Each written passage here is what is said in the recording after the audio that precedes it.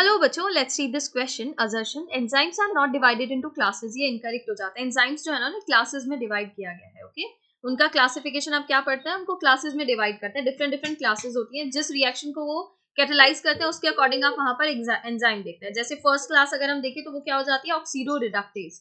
Oxido reductase. ठीक है, इस वाली रिएक्शंस में जो एंजाइम पार्ट लेते हैं वो क्या कराते हैं, वो कैटेलाइज करते हैं ऑक्सीडो रिडक्शन. और ऑक्सीडेशन भी कराएंगे, रिडक्शन भी कराएंगे. यहाँ सिंपली आप क्या देखेंगे, अगर दो सबस्ट्रेट मॉलिक्यूल हैं, एक रिड्यूस फॉर्म में है जिसको मैं एसआर लिख देती हूँ, और एक आपका कैसा है, ऑक्सीडाइज फॉर्म में, उसको मैं एसओ लिख देती हूँ.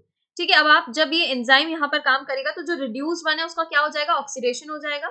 एस डैश को हम क्या लिख देते हैं, ओ. ठीक है, अब ये जो आपका एस आर है ये एस ओ बन जाएगा, और एस डैश जो था वो क्या बन जाएगा, एस आर. ओके, वो रिड्यूस हो गया है, जो रिड्यूस था वो ऑक्सीडाइज हो गया है.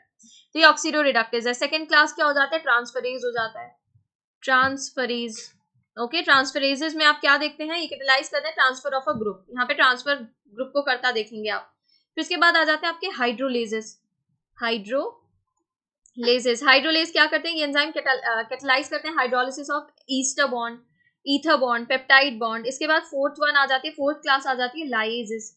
लाइजेस क्या करते हैं आपके, ये कैटेलाइज करते हैं removal of group from the substrate by mechanism of other than hydrolysis. जैसे कि ट्रांसफरेज में आप देख रहे थे, यहाँ भी ट्रांसफर ऑफ ग्रुप देख रहे थे, बट यहाँ पर देख रहे हैं जो मैकेनिज्म यूज होता है वो अदर देन हाइड्रोलिसिस होता है. फिर इसके बाद आ जाते हैं आइसोमरेजेस. आइसोमरेजेस. और फिर सिक्स्थ क्लास आ जाती है यहाँ पर लाइगेज, जो बॉन्ड फॉर्मेशन कराते हैं, बॉन्ड ब्रेक नहीं करा रहे, फॉर्म करा रहे हैं.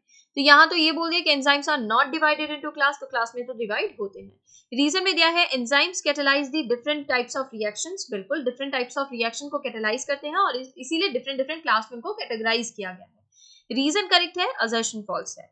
Assertion is false, reason is true. Option D is correct है. अदर ऑप्शंस को आप एलिमिनेट कर सकते हैं. Assertion and reason are the true and reason is a correct explanation of assertion incorrect हो जाता है.